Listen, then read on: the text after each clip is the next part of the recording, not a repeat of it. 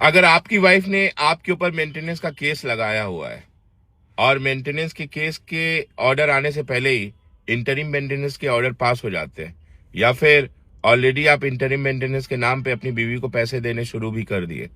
तो अब आपको घबराने की बिल्कुल भी जरूरत नहीं है। क्योंकि इसके बाद का जो स्टेज होता है वो ये है कि अब आपको एविडेंसेस भी क्लोज करनी होती है। एविडेंसेस बेसिकली या टेक्निकली गवाही होती है, जिससे ये साबित करना पड़ता है कि आपकी बीवी एलिजिबल या इंटाइटल है या नहीं मेंटेनेंस के लिए। बहुत सारे हस्बैंड्स ये गलती करते हैं मेंटेनेंस के केस में कि वो एविडेंसेस को क्लोज करने के बजाय वो डेट्स पे डेट्स लेकर ये समझते हैं कि अपनी बीवी का वक्त को वो जाया कर रहे हैं, जबकि आप वक्त को जाया नहीं कर रहे हैं।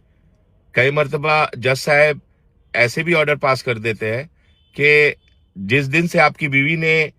अप्लाई किया मेंटेनेंस के लिए, उस दिन से पूरे पैसे गिन करके आपको देने पड़ते हैं। मतलब कि अगर 3 साल पहले से चल रहा है तो वो 3 साल का मेंटेनेंस इनटू जो भी अमाउंट जज साहब ने ऑर्डर में पास किया है। तो आप इस चीज का ध्यान रखें कि तारीख पे तारीख लेकर के आपको लगता है कि आप वक्त जाया करके आप खुद को स्मार्ट महसूस कर रहे हैं, जबकि आप बहुत बड़े बेवकूफ हैं। आप तारीख पे तारीख लेने से बेहतर आपके लिए है कि आप एविडेंसेस को क्लोज करें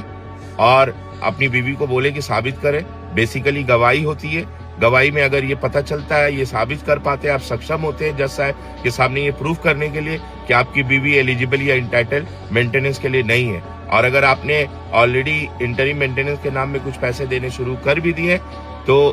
आप रिकवर भी करवा सकते हैं, या फिर जो इंटरिम मेंटेनेंस के जो बिल पास हुए ऑर्डर, वो ऑर्डर को आप रुकवा भी सकते हैं।